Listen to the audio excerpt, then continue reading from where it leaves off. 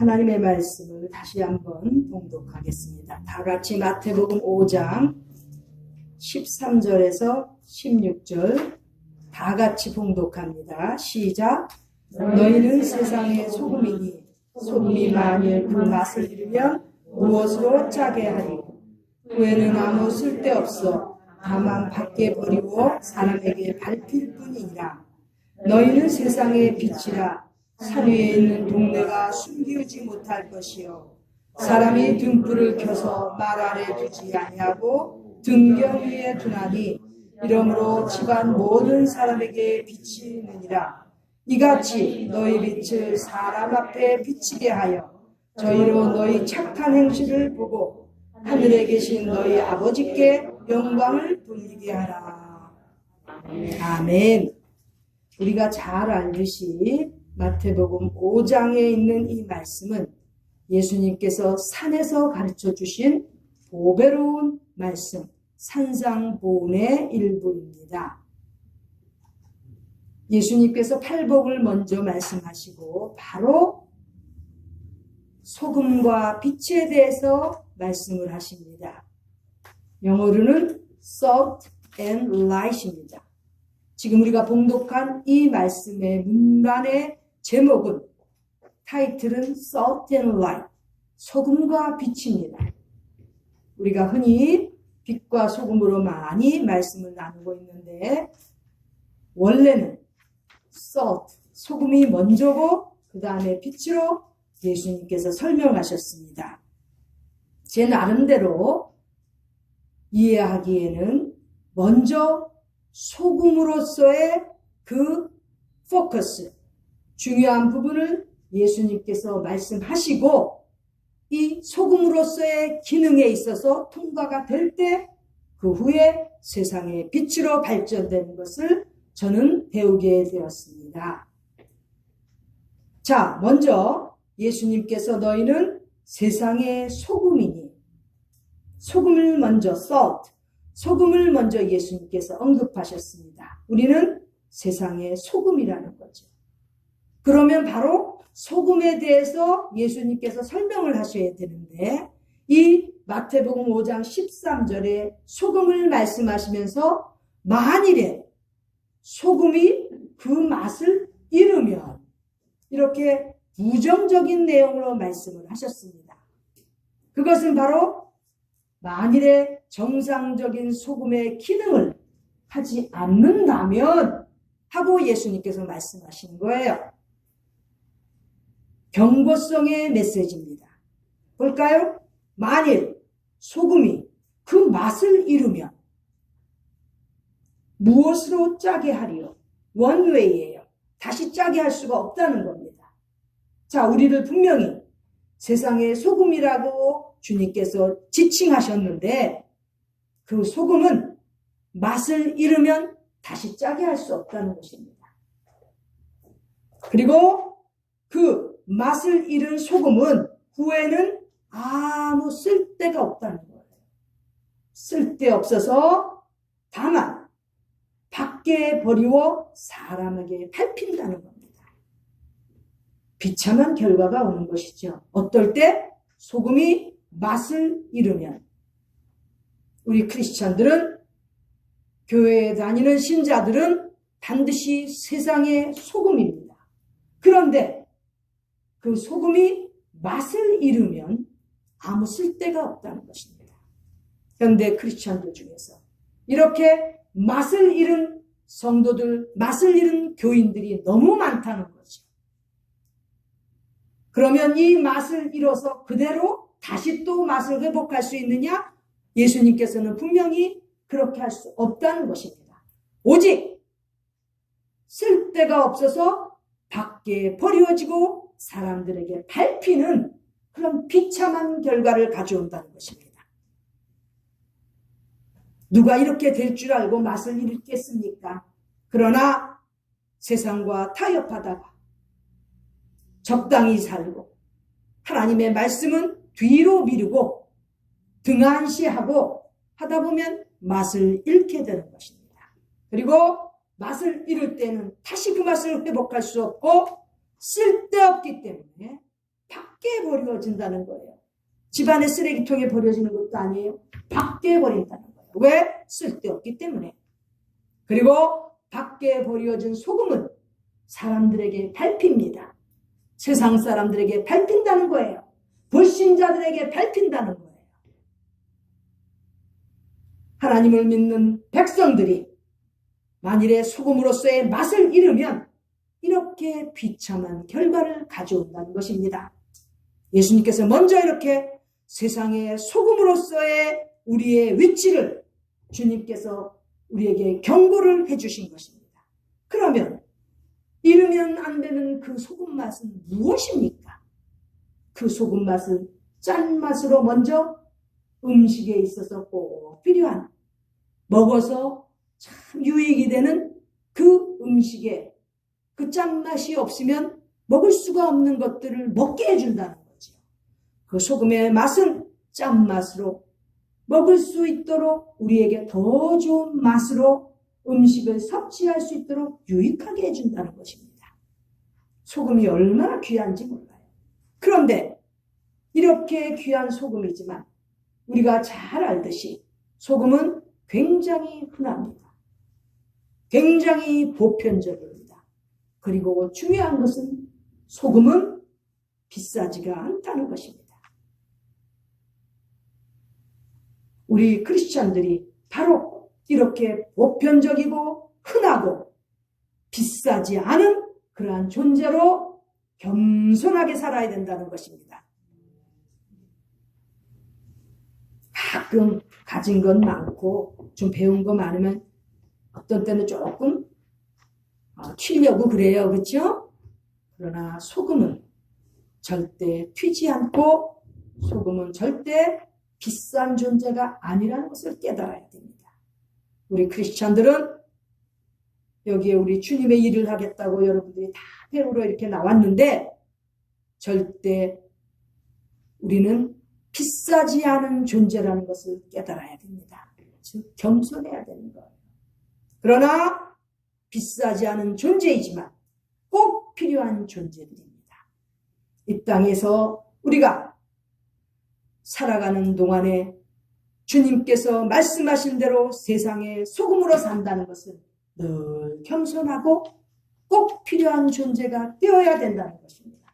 만일에 이 짠맛을 잃고 꼭 필요한 존재로서의 가치가 없어진다면 쓸데없어서 밖에 버리워지고 불신자들에게 짓밟히는 그러한 인생이 된다는 것입니다. 주님께서 이렇게 경고하셨습니다. 이렇게 먼저 소금이 되어야만 그 다음에 또 예수님께서는 너희는 세상의 빛이라고 지칭을 해주십니다. 소금의 위치도 깨닫지 못하고 빛이라고 했다고 해서 빛나는 존재로 착각하고 사는 사람들이 많이 있어요. 그렇죠? 저도 가끔 그럴 때가 있고 다 사람은 부족한 것입니다. 그런데 우리 주님께서 너희는 세상의 빛이라고 또 이렇게 우리를 불러주십니다. 우리는 세상의 빛입니다. 그런데 주님께서 말씀하시면서 세상의 빛으로서 해야 될 기능을 지금 말씀하십니다. 펑션.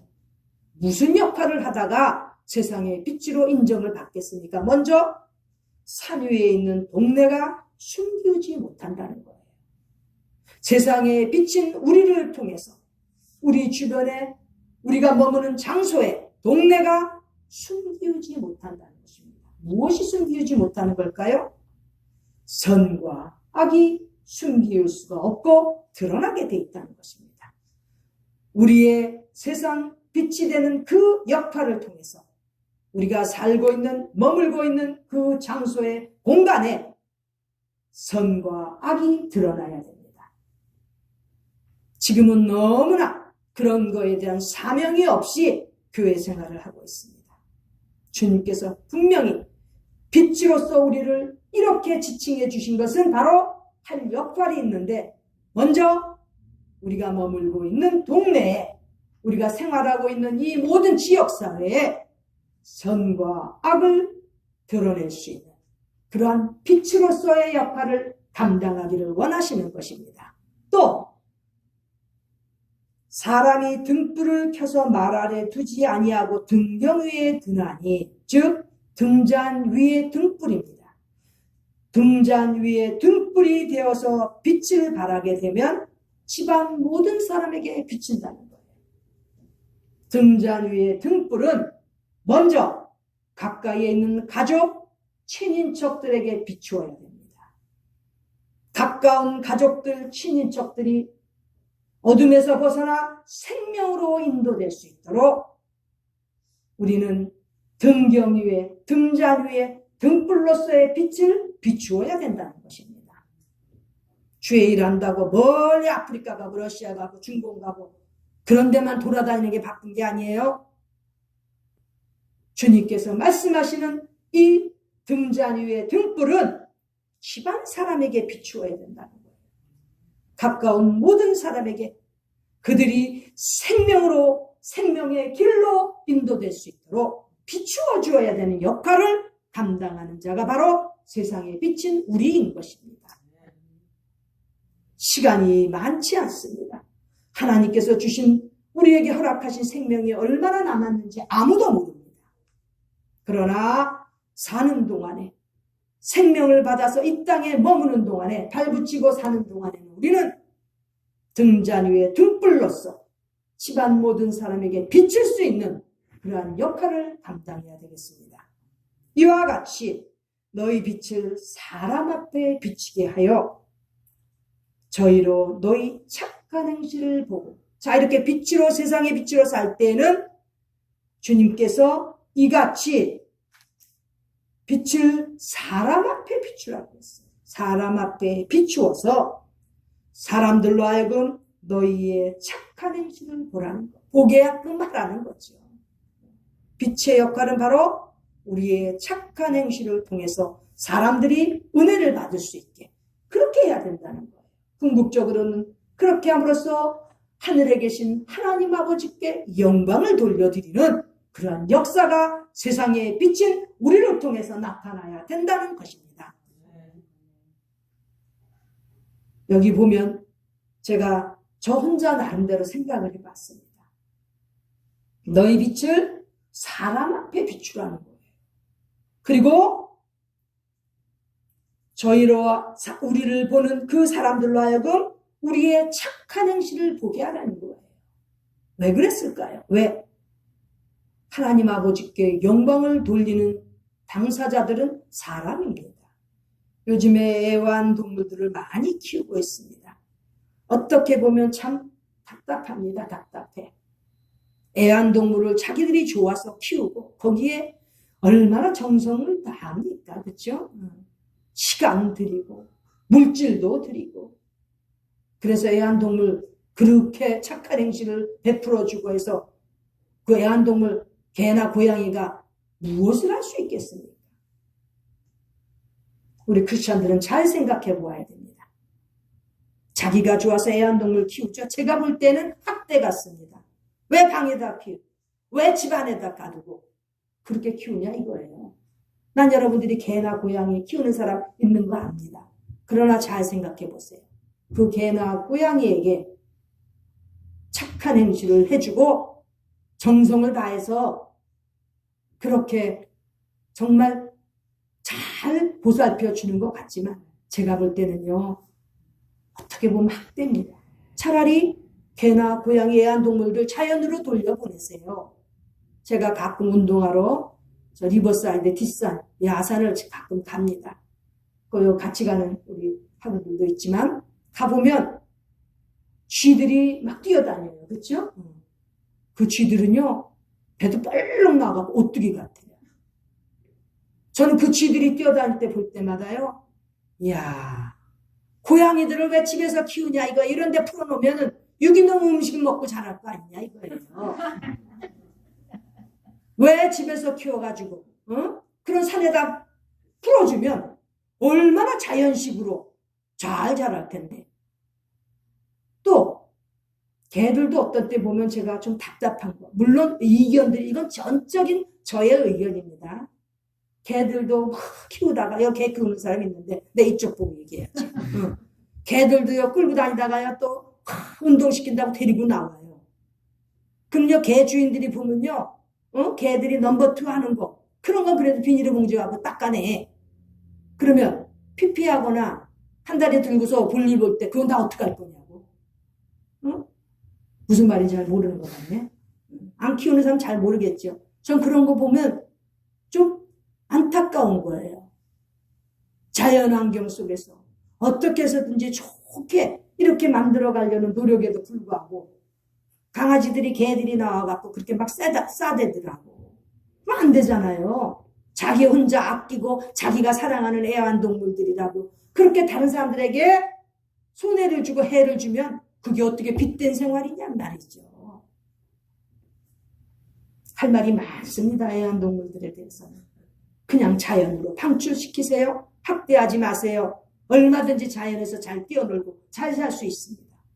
유기농 음식들이 식품들이 얼마나 많은데 왜 공장에서 찍어낸 것들 그런 거 먹여가면서 학대하냐 이거예요. 예수님께서 분명히 너희 빛을 사람 앞에 비추게 해서 사람으로 하여금 너희 착한 행실을 보게 하라는 거예요. 왜? 사람은 은혜를 받고 감동을 받으면 하나님께 영광을 돌려드릴 수 있는 영혼이 있기 때문에 짐승들하고 동물들하고 다른 겁니다. 그런데 짐승들한테 애완동물들한테 쓰는 돈 조금만 나가보세요. 그런 물질들 정성이 필요로 하는 사람들이 얼마나 많습니까? 도와줘야 되고 보살펴줘야 되는 그러한 시간을 드려야 되는 그러한 입장에 있는 사람들이 얼마나 많은데 무슨 어쨌든 주님께서 지금 사람을 강조하셨습니다. 사람 앞에 비치게 하라는 거예요. 왜? 그 사람들로 하여금 너희의 착한 행실, 옳은 행실, 선한 행실을 보고 하나님께 영광 돌려드리는 것이 결과이기 때문입니다.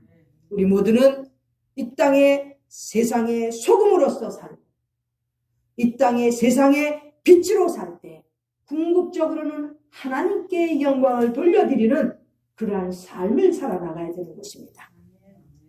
우리가 시간마다 또 세월이 지날 때마다 가장 우리에게 필요한 것은 바로 얼마만큼 하나님께 영광을 돌려드린 삶을 살았는가입니다. 나는 굉장히 옳다고 신앙생활했지만 나는 이 정도면 됐다고 생각했지만 한번 쭉 자신의 삶을 돌아보면 난 하나님께 얼마나 영광을 돌렸나 이거죠. 나는 계산할 거 다 계산했고 나는 남들하고 쉽게 수근수근 할 말 다 했고 남들의 가슴을 아프게 했고 다른 사람들을 위해서 눈물을 흘리면서 기도하지도 못했다면 하나님의 영광을 가로막는 삶을 신앙생활을 한 것입니다. 우리가 하나님의 일을 일선에서 해야 되는데 그렇다면 점검해 봐야죠. 맛을 잃은 소금으로 그렇게 살다가 밖에 버리워져서 짓밟히는 인생을 살겠습니까? 아니면 동네가 다 비춰지는 세상의 빛으로서 또 집안 사람들에게 귀한 생명의 길로 인도할 수 있는 등잔 위의 등불로서 살든지 아니면 우리의 옳은 행실, 착한 행실로 하나님께서 기뻐하시는 삶을 살고 있는지 점검해 보면서 신앙생활을 해나가야 되겠습니다. 시간은 다시 돌아오지 않습니다. 이날 이때는 두 번 다시 우리에게 돌아오지 않습니다. 우리가 다시 점검해 보고 정말 주님께서 이렇게 산에서 가르치시던 이 보배스러운 이 보배로운 귀한 가르치심에 순종하고 우리도 반성해 가면서 더 발전할 수 있는 진전할 수 있는 그러한 믿음의 귀한 인물들이 다 되시기를 기원합니다. 기도드리겠습니다. 존귀하신 하나님 우리 아버지 지난 날들을 돌아볼 때 아직도 너무나 미흡한 것들이 많은 인생을 살았습니다. 하나님 앞으로 더욱더 세상의 소금으로서 역할을 잘 감당하여 맛을 잃지 않게 하여 주시고 또 세상의 빛으로서 온 동네가 밝혀지고 집안의 모든 사람들에게 빛을 비출 수 있으며 우리의 착한 행실로 하나님께 영광을 돌려드리는 귀한 인물들이 다 되게 하여 주시옵소서. 존귀하신 예수님의 이름으로 기도드립니다. 아멘.